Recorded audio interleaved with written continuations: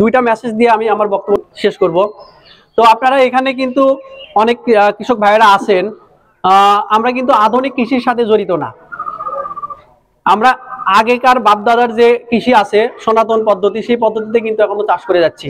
তো আপনারা অনেকে হয়তো আধুনিক কৃষির মধ্যে এসেছেন, কিন্তু অনেকেই জানে না যে আধুনিক কৃষিটা কিভাবে চাষ করতে হয়। আধুনিক কৃষি বলতে যে মালচিং ফিল্ম আপনারা চেনেন অনেকে, মালচিং ফিল্ম ব্যবহার কিন্তু কৃষি এখন কিন্তু অনেক দূরে এগিয়ে যাচ্ছে। আপনার বর্ষা বলেন, তাপমাত্রা বলেন, খাবার মানে খাবারের যে প্রয়োজনীয়তা আছে সেই খাবারের কিন্তু একটা তারতম্য কিন্তু এই আধুনিক কৃষি যে মালচিং ফিল্ম ব্যবহার করে আমরা করে থাকি সেটাতে কিন্তু অনেকটাই সাশ্রয়ী হয়।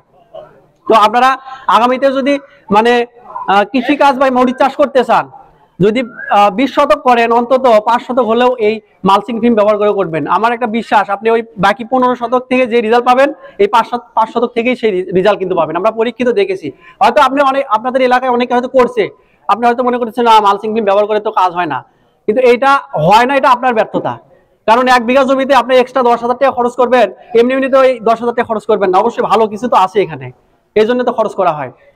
আর এটা অবশ্যই করবেন। আর দ্বিতীয় যে বিষয়টা আপনাদের বলবো সেটা হলো আমাদের যে জমি প্রস্তুত প্রণালী আছে, এই প্রস্তুত প্রণালীতে কিন্তু অনেকেই কিন্তু সবচেয়ে বেশি ভুল করে থাকি। আমাদের জমিতে, আপনাদের এই জমিতে দেখেন, আমি গত কয়েকদিন আগে এখানে এক জায়গায় আসছিলাম, বলতেছে যে আমাদের জমিতে 1 বিঘা জমিতে আমরা 2 বস্তা এমওপি ব্যবহার করেছি, মিউরেট অফ পটাশ যেটা। তো পটাশটা যদি আপনার জমিতে বেশি ব্যবহার করেন তাহলে কিন্তু আপনার জমি কিন্তু লবণাক্ততার পরিমাণ বেড়ে যাবে। গাছ কিন্তু ওই যে ব্যাকটেরিয়াল উইল বা ঢলে পড়া যে রোগ আছে, এই ঢলে পড়া রোগটাই কিন্তু বেশি আক্রান্ত হবে। মানে এই জমিগুলোতে পটাশ ব্যবহার করে করে করে করে এমন অবস্থা হয়ে গেছে, আপনি এমনি সাধারণ একটা গাছ লাগালেও দেখবেন যে মানে মারা যাচ্ছে। এই জন্য আপনারা এই যে সিজনের সময় এক একটা জমিতে 4 বার কিন্তু মরিচ লাগান, তারপরেও হয় না। এই জন্য এই জমি যখন প্রস্তুত করবেন অবশ্যই মাটিটা পরীক্ষা করেই কিন্তু প্রস্তুত করবেন। আর উপজেলা পর্যায়ে কিন্তু একদম ফ্রি কিন্তু মাটি পরীক্ষা করে নেয়, ওরা কিন্তু মাটি পরীক্ষা করে দেয়। আপনারা কিন্তু উপজেলাতে গিয়ে আপনাদের মাটিটা কিন্তু দিয়ে তারপরে পরীক্ষা করে তারপরে আপনি জানবেন যে আপনার জমিতে কোন মানে উপাদানের কতটুকু ঘাটতি রয়েছে, এটা অবশ্যই জেনে তারপরে আপনি চাষাবাদ শুরু করেন।